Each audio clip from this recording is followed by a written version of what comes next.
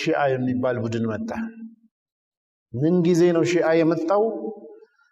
መጀመሪያ ቅድም እንዳልኳችሁ አቡበከር ስዲቅ ኸሊፋ ሆነ። 2 ዓመት ተኩል አስተዳድሮ ሊሞት ሲል መሪ ምረጥልን አሉት። እኔ አልመርጥም። ነብዩ ሰለላሁ ዐለይሂ ወሰለም በህይወት እያሉ ተተኪ ይመርጡ ነበር፣ አልመረጡም። ስለዚህ እኔ እንዴት እመርጣለሁ አለ። ምረጥልን አለ። እሺ እኔ የምመርጠውን ትፈልጋላችሁ ታጸድቃላችሁ ወይ አለ። እኔ የምመርጠውን ትወዳላችሁ ሲል አዎ አለ።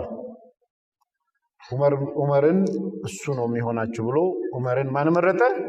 አቡበከር መረጠ። ህዝቡም ዑመርን ተቀብሎ ሁለተኛው ኸሊፋ ማን ሆነ? ዑመር ሆነ። ዑመርም ሱቢ ሰላት እያሰገደ ያለ በጀርባ በጩቤ ተወጋ።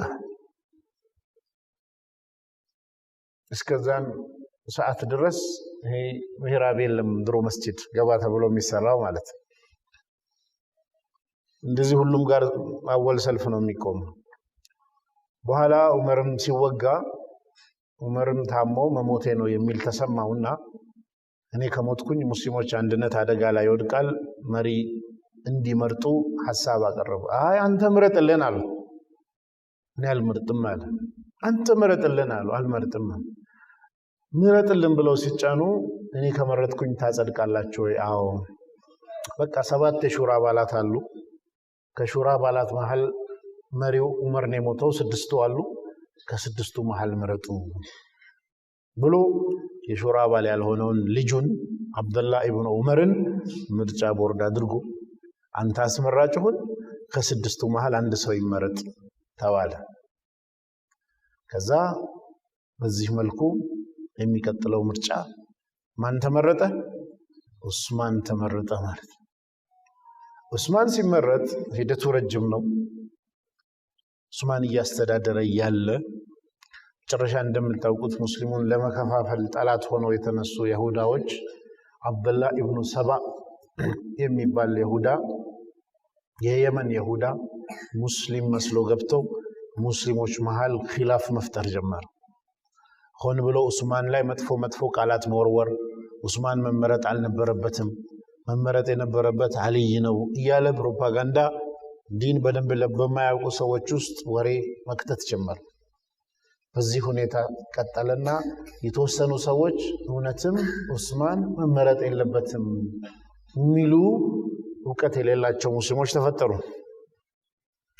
እነዚህ ሙስሊሞች በሚስጥር ያደራጀ ኩፋ ውስጥ፣ ኢራቅ ውስጥ፣ ግብጽ ውስጥ፣ የመን ውስጥ፣ ሶሪያ ውስጥ ያደራጀ ዑስማን ላይ መፈንቅለ መንግስት ለማድረግ ነው። ምንድነው የሚያነሱት ዑስማን ላይ? አንደኛ ዑስማን በይዓት ሪድዋን ላይ አልተሳተፈም። በይዓት ሪድዋን ተብሎ አላህ ታህተ ሸጀራ በተደረገው ስምምነት አላህ ወንጀላቸውን የማረላቸው ሰሃቦች መሃል ዑስማን የለም። ስለዚህ ደረጃው ዝቅ ያለ ነው። ሁለተኛ በድር ላይ አልተሳተፈም፣ ደረጃው ዝቅ ያለ ነው።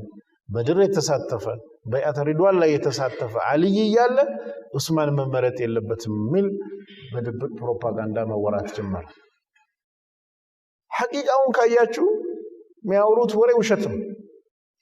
አንደኛ በይዓት ሪድዋን የሚባለው ደረጃ ራሱ ያ ሁሉ 1400 ሰው ወንጀላቸው የተማረላቸው ሰዎች ይሄን እድል ያገኙት በዑስማን ምክንያት ነው።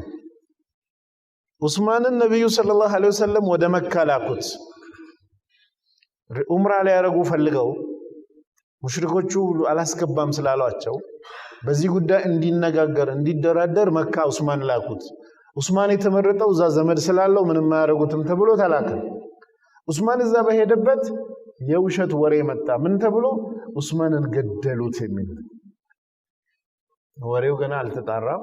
ግን በጣም ደነገጡ ሰሃቦችም ነብዩ ሰለላሁ ዐለይሂ ወሰለም እውነት ዑስማንን ከገደሉ አሉ እናልቃታለን እንጂ ወደ ኋላ አንልም፣ ሄደን እንታገላለን ቃል ግቡ ብሎ ሁሉም 1400 ሰው እጅ ለእጅ ተያይዞ ማንገባ እውነቱ እንደተባለው ዑስማን ከተገደለ ሄደን እንሞታለን እንታገላለን እንጂ ወደ ኋላ እንመለስም ቃል ግቡ አሉ። እጅ ለእጅ ይዘው በአንድ እጃቸው ነብዩ ሰለላሁ ዐለይሂ ወሰለም ምን አሉ? ይሄ ደግሞ የዑስማን እጅ ነው ብለው ቃል ኪዳን ተጋቡ። ይሄ እንግዲህ በውሸት ወሬ ነው የመጣው። ፈተናው ግን የእውነት ሆነ። ቀልባቸው ውስጥ ያለው የሰው አቋም ተለየ ማለት ነው። የተወሰነ አንድ ሙናፊቅ ሰው ምን አለ እንዴ ብሎ ቃል ከመግባት ግመሉ ስር ተደበቀ ከዛ ትንሽ ቆይቶ ወሬው ምን መጣ ውሸት ነው ዑስማን አልተገደለም ተባለ አሁን የውሸት ወሬው የእውነት ፈተና ፈተናቸው ማን ቆራጥ ነው ማን ቆራጥ አይደለም አላህ ቀልባቸውን ግልጽ አደረገ ከዛ ቁርአን ወረደና ምራቸዋለሁ አለ ይሁሉ ሰሃባ ይሄን እድል ያገኘው እኮ በዑስማን ምክንያት ነው እንዴት ዑስማን እዚህ ጋር ሊገኝ ይችላል ነገሩ ራሱ መነሻው ግን አዝብረው ለሰው ስለነገሩ በደንብ ዲን ማያውቁ ሰው እውነት ነው ብሎ ሄደ የበድር ለታም ዑስማን አልተገኘም ያልተገኘበት ምክንያት የነብዩ ሰለላሁ ዐለይሂ ወሰለም ሴት ልጅ ባለቤቱ ታማ አስታመም አብራሃት ሁን ብለው እሳቸው ናቸው ያስቀሩት ስለዚህ ምንም ያጠፋው ነገር የለም ግን ዲን በደንብ የማያውቁ ሰዎች ላይ ወሬ እየተነዛ ውስጡን ቀጠለ ከዛስ በቃ ዑስማንን በኃይል ማውረድ አለብን ብለው ተነሱ ሐጅ እንሄዳለን ተዘጋጁ ተብሎ ተነገራቸው በቡድን በሚስጥር አደራጅቷል ማንም ያደራጀው ሙስሊም መስሎ የገባው ይሁዳ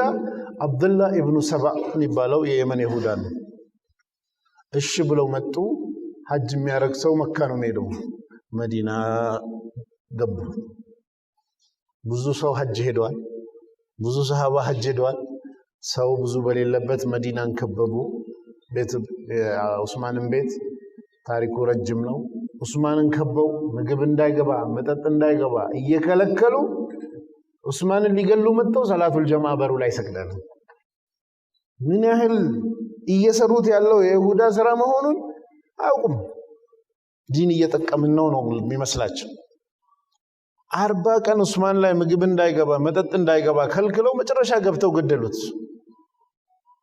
ዑስማን ሲሞት ይሄ ይሁዳ ሌላ ዙር ፊትና አለው በዚያ ያቆመን ምንድነው አሊ ነበር አሊ እርምጃ እንዳይወስድ በኔ ሰበብ ደም እንዳይፈስ ብሎ ሙአዊያ ዑስማን ከልክሏል እኔን ለአንድ ሰው ነፍስ ብላችሁ ሙስሊሞች እርስ በርስ እንዲገዳደሉ አልፈልግም ስላለ አሚሩ አልፈቀደም በሚል አሊ ምንም ማድረግ አልቻለም ጉዳዩ ግን አሳስቧቸዋል ይሄን ያህል ገፍተው አሊንም ይገላሉ ዑስማንንም ይገላሉ ብሎ አላሰበም ወዲያው የዑስማን ደም የነካው ልብስ ይወስዱና ወደ ሶሪያ ሙአዊያ ጋር ወስደው ስልጣን ለመያዝ ፈልጎ አሊ ነው ዑስማንን ያስገደለው ብለው ይሄው ደሙ ብለው ወስደው አሳዩ ይሄን ሲያይ ሙአዊያ በጣም ተሰማው ኹጥባ ቆሞ አሊ ከተመረጠ አንቀበልም ብሎ ጉዳዩን ሳያጣራ ለህዝብ ተናገረ ሁለተኛ ዙር ኺላፍ ከበር ከዛ